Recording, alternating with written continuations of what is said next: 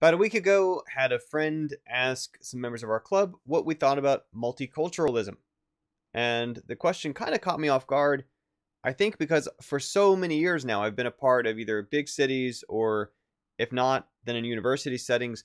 And in both cases, multiculturalism's kind of almost assumed as a positive, basically taken for granted. And then certainly in our game development club, Keto, because we have members literally scattered around the world, I think 17, 18, maybe 19 time zones, we're very used to the idea over there. But let's talk for a second about it, because it does help me realize or remember that when I lived in maybe a smaller city growing up, that my experience of the concept was either, I don't want to necessarily different, but, well, less sure. And that was partly from just not having the familiarity with it. And there's different things we can refer to when we say multiculturalism. But at the simplest, what we often mean is kind of an appreciation, an allowing for the idea that people are coming from different value systems, different traditions, different family principles, and so on. Rather than trying to assume we all need to be on the exact same page of what's important to us and how. People in the club kind of discussed, helpfully, kind of their experiences in different parts of the world. One that I really liked, which I think we're going to use as a jump-off point, was Quinzel, 201 Eliza, out of our group.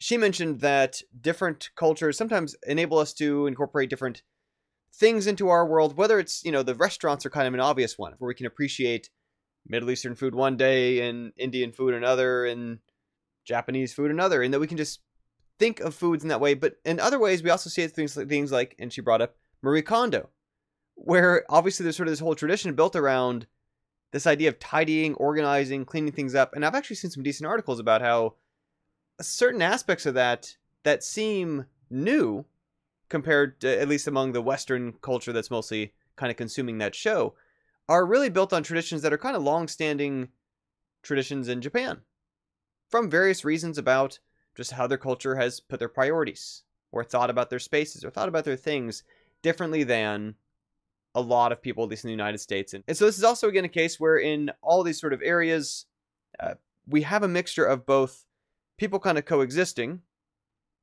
bringing on certain aspects of what's around them, but still able to kind of draw upon their own particular backgrounds and histories.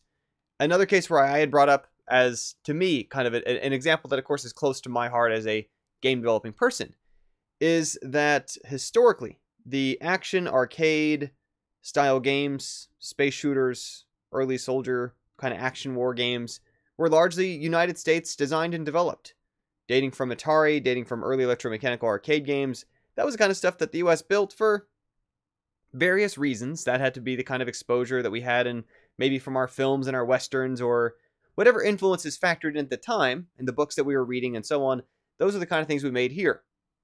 Conversely, a lot of the RPG type experiences, in the way that we now use the word RPG as opposed to kind of the tabletop sense, but your Final Fantasies and Dragon's Quest and Dragon's Warrior, and despite occasionally mixing in elements of kind of medieval folklore from Europe, a lot of those drew heavily upon kind of a different mythos that was more the part of the world that Japan had its sort of foot in, and obviously helped establish the RPGs in the way we look at them today.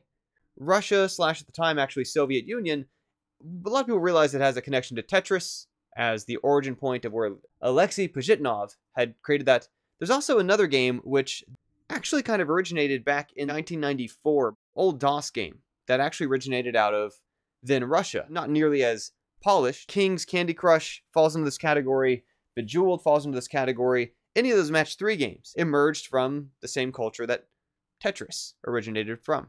So we talked about food, talked about kind of how we like our spaces to be where we live. We talked about games, even math, as something which seems objective, which seems universal, which seems like as close as we can get to something which everyone would kind of reinvent from scratch the same.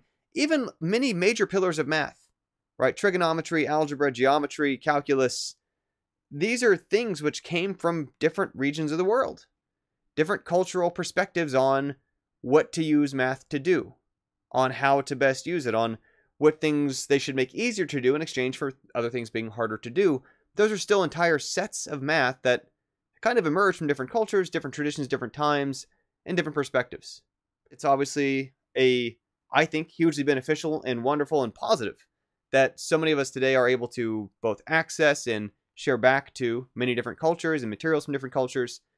But at the same time, that to not want to overly hope that somehow in the process we lose all differences, that we somehow have to assume that, okay, because we can access each other's things, because we can share it among all communities, and people from around the world can watch these videos, people from 195, whatever the count is, countries have all taken my Udemy course, that therefore it's somehow the intent is to make everything the same. It really isn't.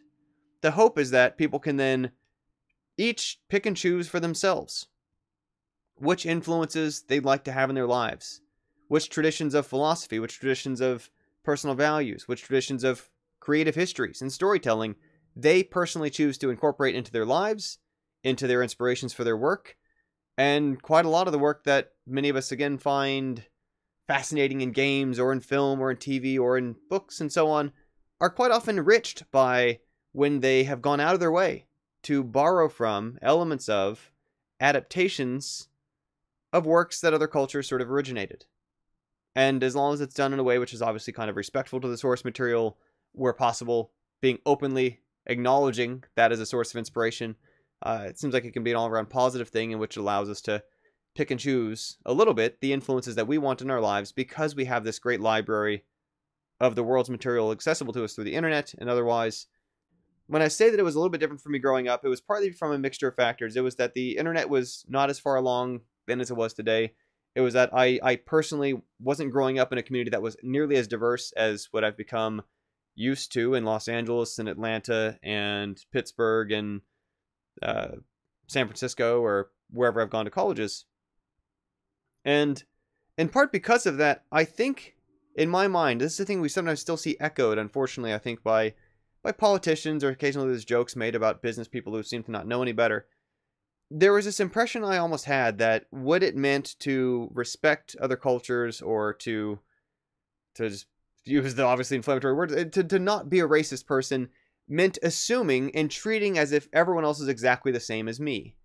That to me seemed like, well, isn't that the goal? Isn't that the objective? And it really isn't. And it took me more exposure to other kinds of people, working with other kinds of people, getting to know other kinds of people from different kind of cultural backgrounds, to come to appreciate that it becomes partly about being sensitive to that there may be differences of, it's not differences necessarily innate to us, but as far as how we've been raised, as far as what's important to each person, as far as their trade-offs about how they like to conduct themselves, how they like to communicate, how they're most comfortable in different situations.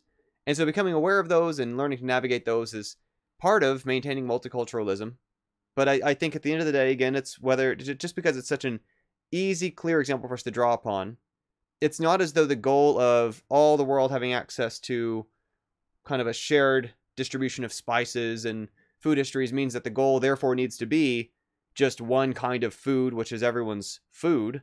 We still can celebrate, enjoy, draw upon, and in fact have new dishes that are sort of within traditional Chinese cuisine, traditional Eastern cuisine, traditional Middle Eastern, American foods as well, various kinds of areas of Europe with their different innovations in culinary arts and so on.